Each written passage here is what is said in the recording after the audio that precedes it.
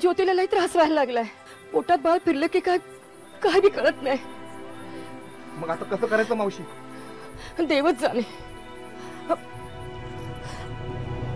हॉस्पिटलला न्यावं लागल. हॉस्पिटलला?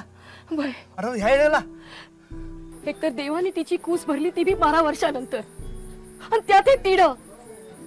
काय करावं काय बी कळत नाही. मावशी तू काय बी काळजी करू नको.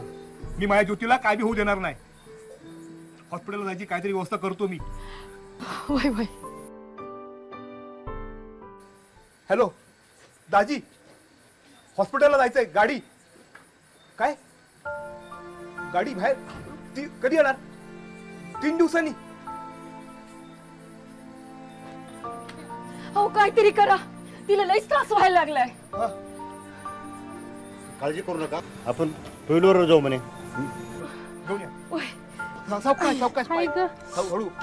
मावशी ज्योती, ये गाडी आणायला गेली. चला लवकर. सावकाश पोरी, दमान जरा. सावकाश. अरे काय चालय ही? 2 दिवसाच्या महिला असं घेऊन जातात होय? एक तर रात्रीची वेळ, हॉस्पिटलला जायला तुम्हाला 1 तास लागतील. थांबा मी काय तर तुमची सोय करतो. हॅलो,